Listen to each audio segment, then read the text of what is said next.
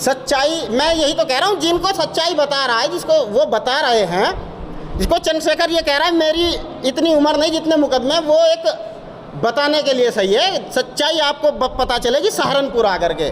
मैं आपको पूरी, मेरे पास पूरा चिट्ठा है जो 17 के मुकदमे हैं, मैं उसके साथ मेरा नाम जुड़ा हुआ है, मैं आपको पूरी हिस्ट्री दे दूंगा। समाज से मैं यहाँ के लोगों से ये कहना चाहता हूँ कि अपनी बहन जी को वोट दो और उसके साथ रहो, ऐसे चोरों के साथ ना रहे। मुकदमे में रासुका चंद्रशेखर के ऊपर लगी थी, उसी मुकदमे में रासुका भाई सोनू के ऊपर लगी थी, जो अभी इस दुनिया में नहीं है। वो ये जो बंटी भाई है, सोनू भाई के छोटे भाई हैं, ये पूरी घटना बताएंगे। कौन से जिले से बिलोंग करते हैं भाई? जिला सहारनपुर। क्या घटना थी भाई? सोनू के साथ क्या हुआ ये बताइए। सोनू के साथ में जो 17 में झगड़ा हुआ था, तो उसने पुलिस उठा लेगी थी। पुलिस उठाने के बाद में कौन थे उसमें चंद्रशेखर था जी, हमारे गांव के प्रधान शिव कुमार प्रधान जी थे, और हमारे भाई सोनू थे जी। उन पर 19 महीने जेल में रह गए, रासुका लगी है उन पर, और उनमें क्या नाम, उन पर केस 25-30 केस लगे हुए थे, और वो केस से 5-4 बच्चे, छोटे बच्चे थे, कोई ऐसा कोई वो नहीं था जिससे कि घर चल सके। वो कोर्ट कचहरी जाता है कि अपने बच्चों को खर्चा टाटता, तो अपनी ज़िंदगी से परेशान होकर उसने फांसी लगाई। फांसी लगाने पर चंद्रशेखर ने एक बार भी उसने ये नहीं देखा जाके क्या आने का, हमारे साथ 23 महीने जेल में रहने के बावजूद भी उसे चलो जाकर देख लो कैसे है कैसे नहीं है। उस चंद्रशेखर को कौन जानता था? यहाँ पे कोई भी नहीं जानता था उसको। उठा कहाँ से है? सबीरपुर गांव से। अब यहाँ पे सहारनपुर का रहने वाला है चंद्रशेखर, यहाँ पे आकर क्यों लड़ रहा है ये पर्चा? क्यों लिया है इसने? इतने लड़ने वाले थे तो सहारनपुर में लड़ते अपनी सीट पर। सहारनपुर की सीट पे क्या कंडीशन होगी? सहारनपुर सीट पे कंडीशन कैसे? ये ऐसा भी नहीं जो 100 आदमी को जोड़ सकता है। एक भी आदमी। आप किस समाज से बिलोंग करते हैं? चमार हैं जी। वो तो हितेशी बताते हैं अपना, किस समाज का?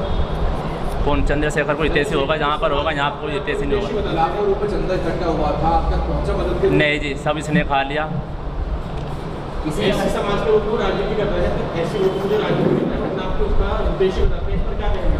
हितेशी होगा तो जहाँ पर होगा, हमारे सहारनपुर में तैसे नहीं है। तो क्या आपके हिसाब से लोगों की राजनीति कर रहे हैं? जी। और चंद्रशेखर के बारे में क्या जानते हैं आप? चंद्रशेखर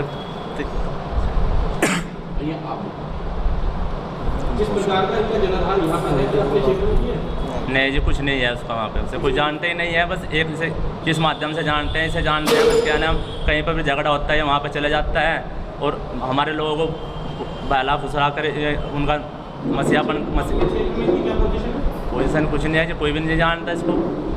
वैसे भुट्टो के मामले, नेतागिरी के मामले में कोई नहीं जानता इसको। एक चंद्रशेखर की सहारनपुर जिले में किस तरह की पहचान है? पहचान कैसे है? पहचान तो इसकी ऐसी है, मैं मान लिया कहीं पर भी झगड़ा होता है या कुछ होता है तो वहाँ पहुँच जाता है। जैसे कि यहाँ पे ऐसे समाज का काफिला चंद्रशेखर के साथ में चल रहा है, अगर ये वहाँ पर ही चुनाव लड़ते, इस तरह का रुझान वहाँ पर भी इनका मौजूद है? नहीं जी।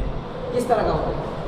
सचिन के साथ में कोई भी नहीं लगता है। मैं बताता हूँ आपको, जिला सहारनपुर में अगर चंद्रशेखर चुनाव लड़ता तो ये जमानत तो छोड़ो, नोटा से भी नहीं जीत पाएगा। इतनी बुरी स्थिति इसकी सहारनपुर में, क्योंकि सभी लोग वहाँ इसकी सारे हाव भाव जानते हैं, सारी इसकी हरकतें जानते हैं, सारी करतूतें इसकी जानते हैं। ये सिर्फ नोटों और वोटों की राजनीति करने वाला व्यक्ति है। ये मेरा नाम शिवम खेवड़िया है और मैं जिला सहारनपुर का रहने वाला हूँ। और मैं आप लोगों की जानकारी के लिए बता दूँ कि जिला सहारनपुर में 21 मुकदमे मेरे भी नाम है, और मैं इसी चंद्रशेखर के साथ जेल काटी है। 2017 के जो सबीरपुर में घटना हुई उसमें अलग जेल काटी है, और जो वहाँ घुन्ने में जो प्रकरण हुआ था उसमें भी जेल काटी है। मैं इसकी पूरी हकीकत को जानता हूँ। चंद्रशेखर के चुनाव में जैसे फाइनेंशियल खर्च हो रहा है, तो कहीं अपना आप इतने स्ट्रॉन्ग है? ये मैं आपको बता दूँ, इसके कुछ गुर्गे हैं जो समाज के अंदर जो घटनाएं घट रही है उनमें जाकर के डील करते हैं, और वो इसको हिस्सा पहुंचाते हैं, और ये समाज को बेच करके अपने स्वाभिमान को, समाज के स्वाभिमान को, इसका तो कोई स्वाभिमान है ही नहीं, समाज के स्वाभिमान का समझौता करके, उसका समझौता करने के बाद जो फंड इसको मिलता है उसको यहाँ यूज कर रहे हैं। चंद्रशेखर का कहना तो ये है कि वो चंदे के रूप में चुनाव लड़ रहा है, कंपनी जनता चंदा दे रही है। चंदा इतना चंदा कहाँ से मिल जाएगा? इतना चंदा नहीं मिल पाता जितना चुनाव में खर्च कर रही है। तो सिर्फ और सिर्फ कहने की बात है, कहने में सुनने में अच्छा लगता है, चंदा नहीं मिल रहा है सिर्फ और चंदे के पैसे से आप फॉर्च्यूनर नहीं खरीद सकते, चंदे के पैसे से आप कोठी नहीं बना सकते, चंदे के पैसे से आप चुनाव नहीं लड़ सकते, इतना चंदा नहीं मिल पाता है।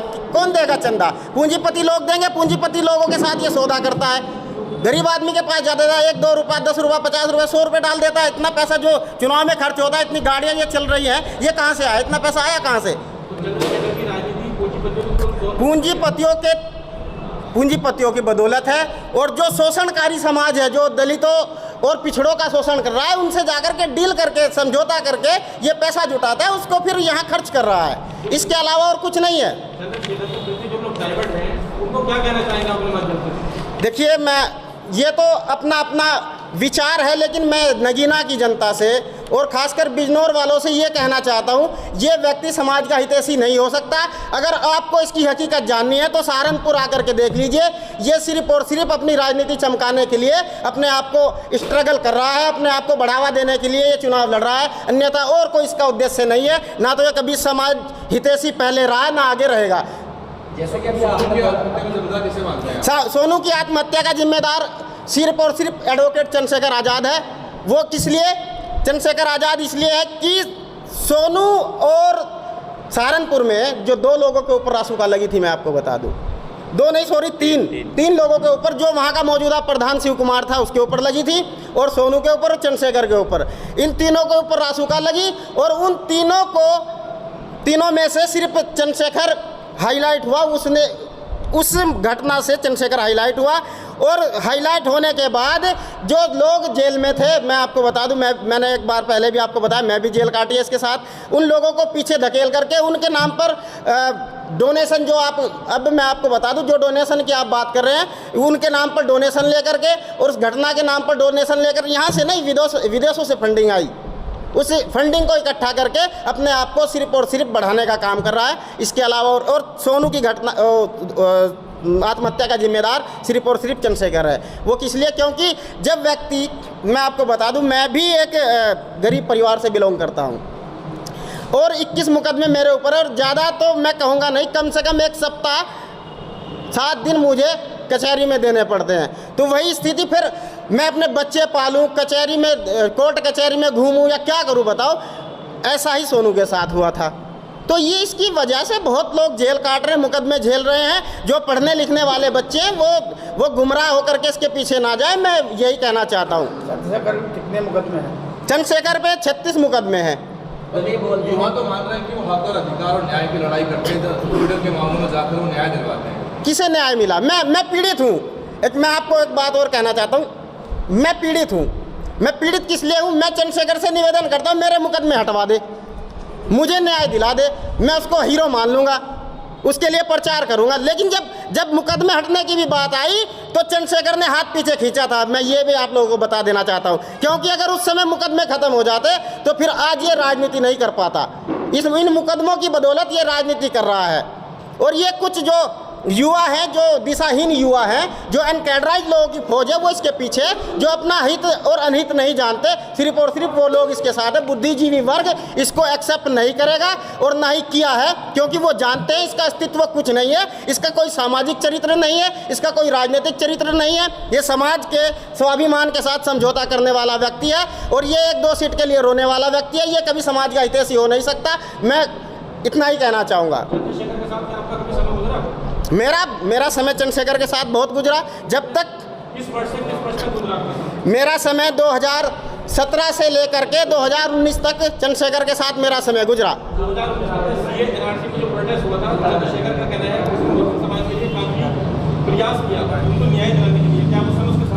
नहीं, उस समय मैंने आपको बताया, एक मूर्ति प्रकरण हुआ था, उस समय हम जेल में थे, जब CNRC वाला मामला चल रहा था। बिल्कुल,